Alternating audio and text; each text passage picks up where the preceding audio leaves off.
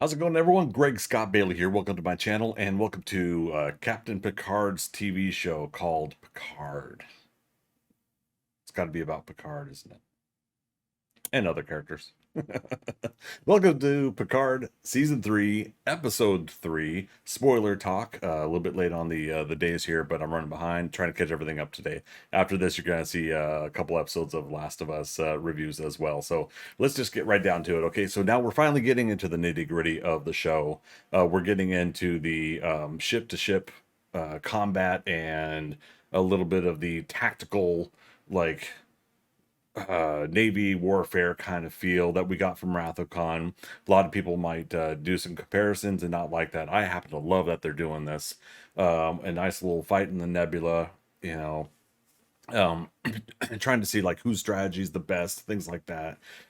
So right off the back, I just want to say I'm really loving the fact that they did that, that they stretched that out a little bit longer. I did want like a little bit of a ship to ship. I didn't want like a chase moment, like go to this point for this episode and then deal with the story, and then they catch up, and then the next episode, oh, they go to another point and they deal with the story, some sort of issue, and then the ship catches up again. The Shrike, catches up with the Titan. So I'm glad they're not doing that per se. I'm glad that we're kind of having this nice little nebula fight, and wow, this portal weapon. I kind of thought that might be connected in some way to what Raffi and now Worf are kind of trying to figure out. And so I still don't think it's the big bad weapon. They talked about there being something else that could possibly have been stolen from Daystrom as well, but stealing the portal weapon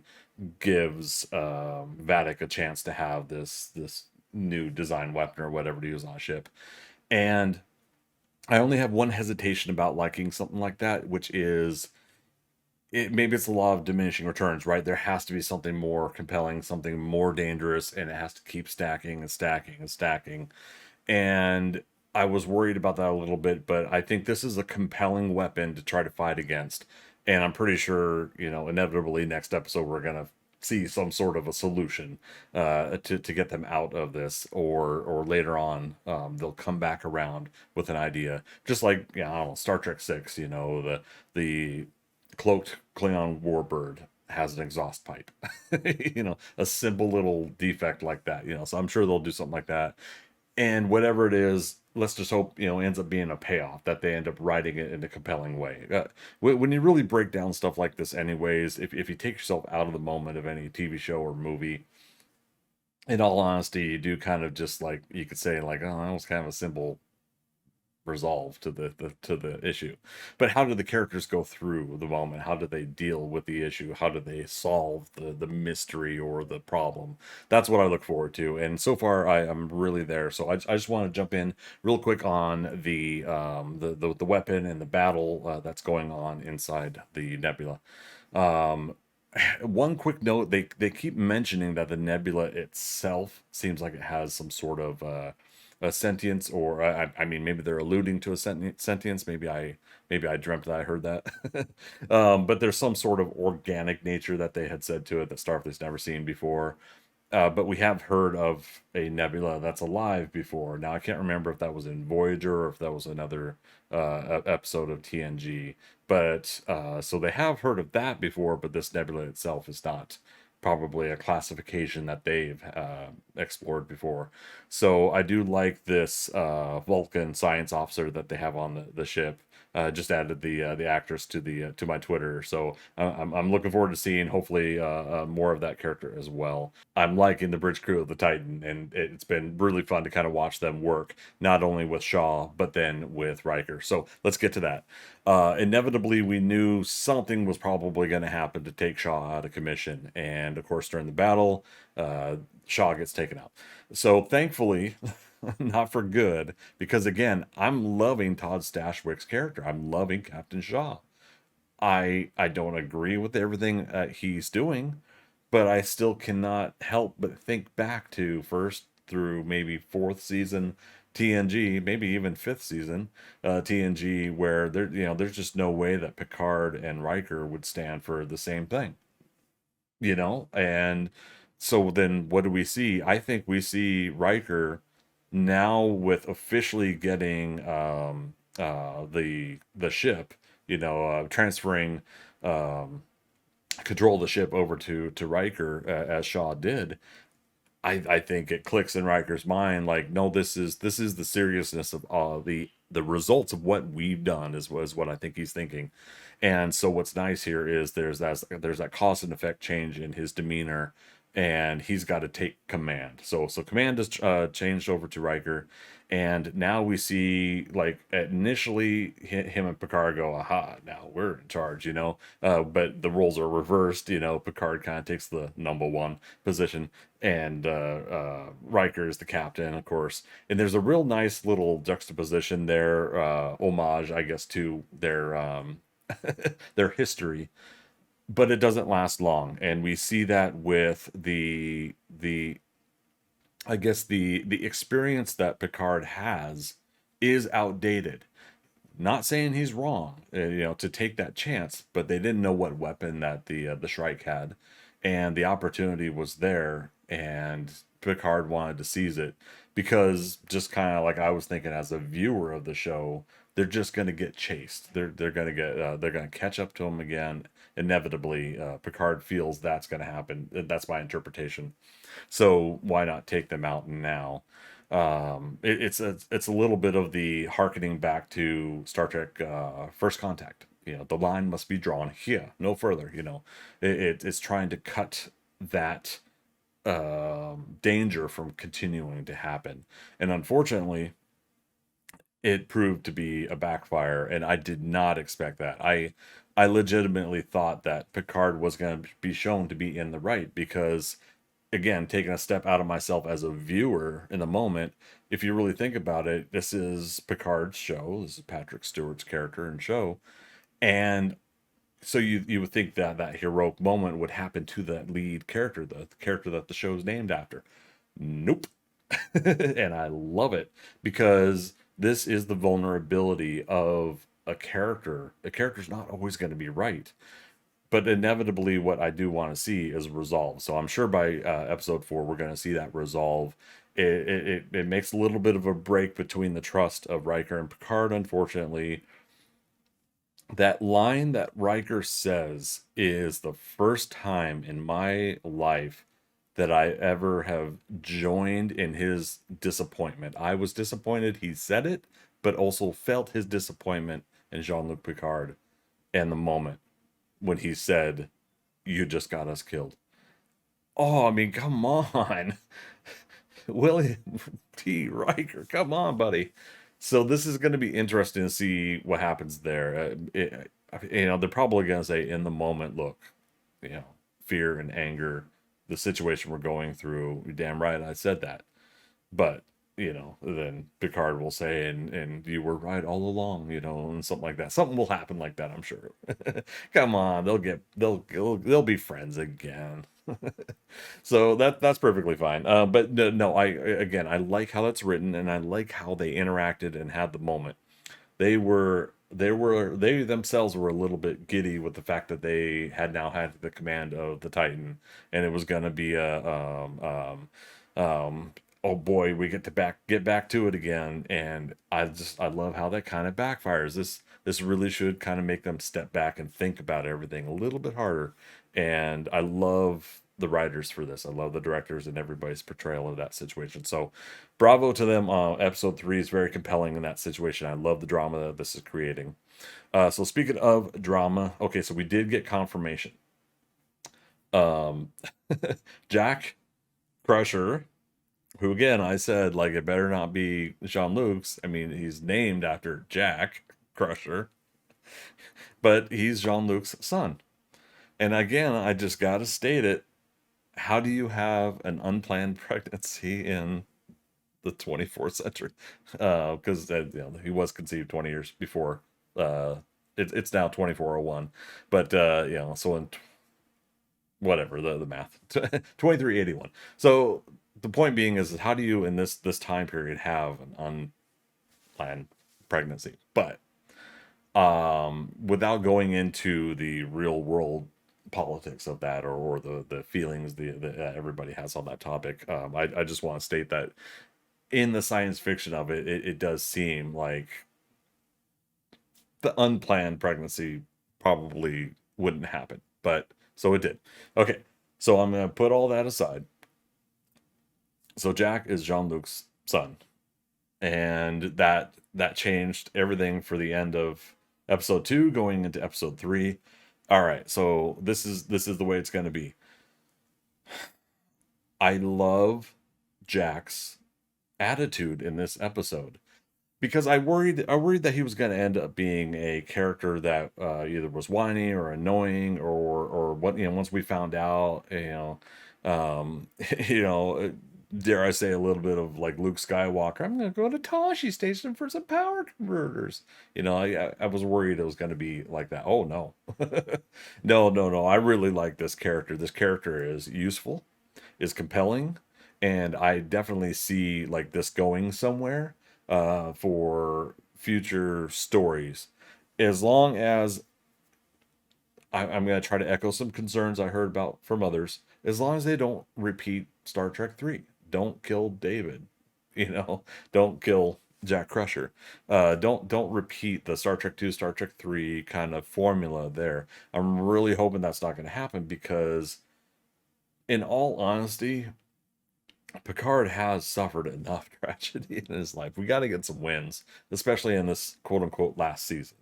Now, whether or not they do some sort of like one-off season with all the next gen crew again, like if everybody's loving what's going on here and the pay is right and the stories are right, and they don't have to do Star Trek Picard season 4, they can do Star Trek: The Next Generation, the later years. I don't know, whatever they'll title it. I'll put a little humor in there in the title, but obviously I don't want them to do any kind of title that would really like do the whole later years. The next generation. No, it's still the next generation. It's the later years of the next generation. I hope that if everybody's enjoying what's going on, maybe they can get something else fun about into play. Hell, at this point, why not try for another next gen movie? You know, put $110 million budget in there. Don't put anything bigger than that, and bring the vet crew back, and Jonathan Frakes direct it, and please, have Terry Metalis help produce it, and let's go. But anyways, point being is I'm loving the format and formula and the feel that we're getting with just 3 episodes so far of the show. I mean, the remaining episodes could be crap, but I mean, most people that know me know that I tend to like this stuff regardless. Anyways, so I'm enjoying it, and my hope and wish would be that we got some more out of this, because similar to Discovery season 2, leading to Strange New Worlds becoming a TV show. Now I don't know how much they already planned that, or if they just got the consensus that Anson Mount was doing a wonderful job as Pike, as well as Ethan Peck Spock. Got to meet both of them, by the way, as well as Jess Bush at Dragon Con here in Atlanta. Jess Bush, Nurse Chapel. Anson Mount's hair is beautiful in person, by the way. Just gonna say that. So hey, I look forward to seeing whatever they can make out of this. But reason I bring all that up is I do hope maybe we would get something more out of is it Ed Speleers? Pardon me if I'm not saying the name right, but Jack Crusher. I honestly do hope we get a little bit more out of that character. It would really be nice to see. It would be nice to see something like that work and not be done in a really corny way. My example of corny almost was Kingdom of the Crystal Skull for Indiana Jones, and what was his name? Was it Mud? But like the character itself seemed like a cool caricature of a character, and the actor, I love his acting style. Not so much his personality in real life, but I love the acting style, and I was really hoping that character of Indiana Jones's son would be something that would be just a little bit more authentic and heartfelt, and not a caricature of a 50s kind of character. But it is what it is. I still enjoyed Kingdom of the Crystal Skull. I know other people don't, and I do enjoy the refrigerator nuclear bomb situation. Gosh darn it, that was fun. I think all of you guys are lying that don't like that scene. Anyways, so I'm hoping with Jack Crusher, with Jean-Luc Picard, and with Beverly. This doesn't mean that Jean-Luc and Beverly have to get back together. I still um I want Laris and Jean-Luc. I love that dynamic, and there's something really wonderful there, I think. So here's hoping that they can keep Laris in future stories if they happen. Maybe we won't see it. I don't know. Again, we're not seeing much of that character in the show right now, and probably won't. But I really wish they would have added her. That she could have joined along with this. I said it before in last episode, but there's just something I want more Romulan representation in Star Trek. I don't know why. I always felt that I enjoyed the Romulan episodes of Next Generation, and I felt like the little tiptoeing of how the story was weaving in throughout those 7 seasons, the story arcs that they were putting. I think they had some really compelling stuff, including for whatever happened to Tasha Yar's daughter, Sela. I think they missed a massive opportunity in Nemesis, Star Trek Nemesis, to bring Sela into that movie and to have her working with Praetor with Shinzon. I don't know. It just it would have been nice, I think, to see that character come back again, and it would be nice to see that kind of situation somehow weaved in with the Romulans that they've had in Picard. But they've got their plans, and I understand we can't have every character back. But I think it would have been nice to see Sela and to see some more Romulan situations. I do think they mishandled the Romulans in season 1, most definitely, and then subsequently season 2 as well. But I'll go into that in another video at some point. So, anyways, so now we get to the real meat of what happened in this episode. I'll talk about Raffi and Worf, and then that'll lead into the meat of it. So we're getting closer and closer to not solving, but at least like finding out who's doing what. And this leads them to another human who has been linked to the Ferengi that basically helped with the whole Daystrom Institute heist. And the actor is Thomas Dekker. Now, for those that don't know Thomas Dekker, he actually was in a couple episodes of Star Trek Voyager, that holodeck program that Janeway was running, where she's the oh gosh, I forget what they call it. Well, I mean, the character turns into a mistress of sorts, but is supposed to come and teach the kids, and a governess, I think, or something like that. It's supposed to be for these kids, and then she falls in love with the man of the house. The wife's been dead a couple of years, and then the other lady in the house is just like, you watch yourself and stuff like that. Anyways, so the boy of the two little kids, the boy and girl kids, the boy was Thomas Dekker. Thomas Dekker.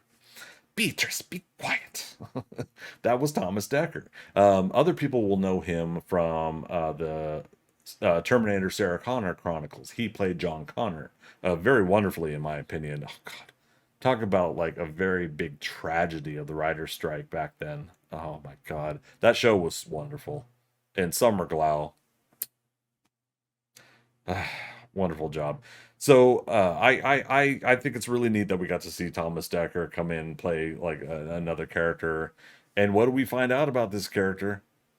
I had absolutely no idea that they would bring the changelings in. Oh my God. So here we go. We got changelings back. Now what I find interesting is changelings before that we saw on Deep Space Nine could easily evade shackles and everything like that. And what's interesting is, are they saying that this one was too weak of a state to be able to do a full blob and go like as a globule thing, like out and get away from Worf and Raffi?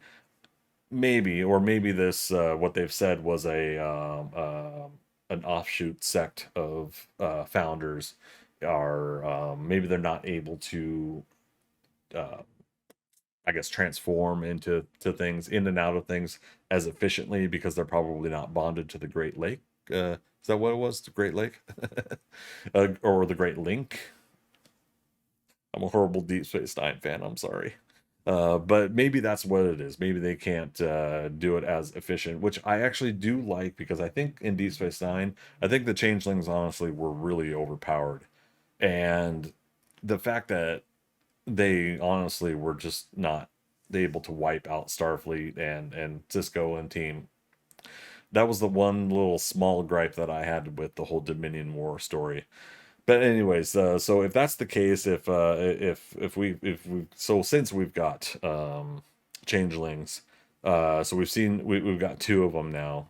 So we got the one that Raffi and Worf caught, but that's what leads me back to the ship, talking about the changelings, and talking about the nitty, the gritty, the beast of this is that we're dealing with changelings now. Are they the overall big bad? Are they the ones controlling everything, or is there somebody else even higher? Who knows? But we saw the actor, and I don't know his name offhand, when Picard and Riker first entered the Titan, and they're walking with all of the crew, and we saw him eyeballing Riker, and Riker kind of eyeballed him too. And it's like I don't know if Riker's instincts were like, or is Riker a changeling? Hmm. If so, he would have to have been replaced maybe after the meeting that he had with Jean-Luc in the bar, because I feel like the changeling might not have known the whole code that they did with adding the threes and everything, or maybe he did. I don't know, but there's I want to raise the very big possibility that Riker could be a changeling. Dun dun dun. It's a good possibility, and now he's in charge of the Titan. So, um, why was the ship not completely destroyed, right? You can't just assume that this gravity well is going to destroy the ship. So, I find it really interesting. It's a possibility, but in my hardest of hearts, I don't want it to be so because I want Riker to be okay and I want him and Picard to get back to being friends and colleagues and happy with one another and them to save the day. Like I just honestly I want more Jonathan Frakes no matter what. So speaking of which, where's Thomas Riker this whole time? Why can't we get Thomas Riker back? I'd like to find out. I mean, technically, he's probably still serving time, I guess, on a penal colony. No, come on. After 20 years, he had to have served his time. And the whole Dominion War and the things with the Cardassians and the Maquis, one would have to assume that's got to all be squashed by now. But yeah, I'd love to see maybe maybe they tackle Thomas Riker's story in this? Maybe. Terry Metalis had mentioned on Twitter in a response to somebody that we're gonna see all the characters eventually come back because people are asking like, okay, come on, we're 3 episodes in. Where's the rest of the next gen crew? It's like where's Geordi? But I think I'm gonna go ahead and I'm gonna toss that into the hat. I'm gonna say, what if Thomas Riker also comes into the story? What if we lose William Riker? God, please. What if William dies and Thomas comes into everybody's life? I mean, I guess they're already kind of doing that with lore and data, so maybe not. I apologize for putting that in the put it in the stratosphere for it to rain down at some point. I don't know.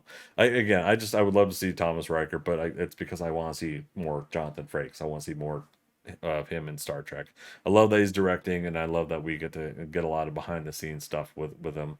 But Riker's my favorite Star Trek character, hands down. They've got a changeling still on the Titan. The ship itself is going into a gravity well in the nebula, and the energy systems are going down. They got to figure out how the heck they're going to get out of this situation. So it's compelling to see what's going to happen there. Um, Lastly, I guess I wanted to touch a little bit on Picard and Beverly and their, I guess, their dramatic and emotional moment with one another. Um, I gotta admit that during that conversation between those two, I couldn't decide who I agreed with. On one hand, I agree where Beverly states, I was gonna tell you another crisis happened. And then I was gonna tell you again, another crisis happened, and another, and another. And I understand her concern, but then I understand his response of, had you told me, maybe I would have had the chance to say, I'm done with all of this, and I am now a father, and I now want to be there for my child. I want to provide for my child. So I understand that feeling too. But at the same time, there's a little bit of this that we're seeing in both, I think, Picard and Riker, where the desire for the challenge and being the person that solves the problem and gets out into the universe and sees the great new wonders of the universe, and either the first person to see it or just they themselves get to experience the awe and the wonders of the universe, being able to fly out there in the stars. It's in their nature, it's in their blood, it's what they are. They are explorers, and I can't knock them for that either, because if that is their life. But then I could see both from Beverly's point of view and from Deanna's point of view that if the decision is now to raise a family, there's that commitment. Now, in Riker's case, lost a son, but uh, his daughter is now probably getting to the age of being able to go out to I was going to say the world, but the universe herself, right? If she wants. Kester has the chance to now live her life, right? So why not go back to doing what you want to do with your life? Now, the hard part about that is your other commitment is to the person you're in a relationship with. Um, Deanna is, Riker is her Imzadi, or is it? I forget. But point being is that they made that love and that bond and that commitment to one another. They not only did it in the past, but they already delayed that almost 10 years before, and then they finally said, no, we will make this work, and they had a family together. And so the chances of Picard and Beverly, maybe not so much having a family, but there has to be, I think, this moment where now, which they did have, I feel, in this conversation that they had in the episode, there's this moment for two human beings to say, look, this is what I want, do you want it too? Maybe it's 20 years late, but there is a chance for Jean-Luc to connect with his son now, albeit in a dangerous scenario. We know they're gonna get out of it, but if we put that aside in our minds and we actually watch the show and we get into the moment with the characters, they don't know that they're gonna have that happen. This could be it. This the ship could be lost. Um, it's one of those scenarios where I find myself just wondering, how does a character make that decision and make it compelling for us to just be on the edge of our seats? Like, is Jack and Jean-Luc going to be able to connect? Is this going to be a scenario where Beverly is able to reconcile with Jean-Luc, and then all of them together could be a family of sorts? But again, I want Jean-Luc to stay with Laris. Or dare I say, polyamorous. Come on, be happy with both. This had a possibility of being a very cheesy moment, and honestly, I think they're pulling it off. It's at least working for me. I'm in it to see where these characters are gonna decide where they're gonna go with everything. So that'll do it for the recap of this show and how I feel about a lot of these moments. There's a lot more, I think, key intricate moments that we could talk about, but let's just say I'm looking forward to seeing how they get out of this. From what I understand, the first 4 episodes are considered part of a story arc, so I think this situation, they're probably going to get out of this situation, and then that'll move on to the next stuff with Geordi, lore, with Moriarty, and then overall like what this is all connecting to.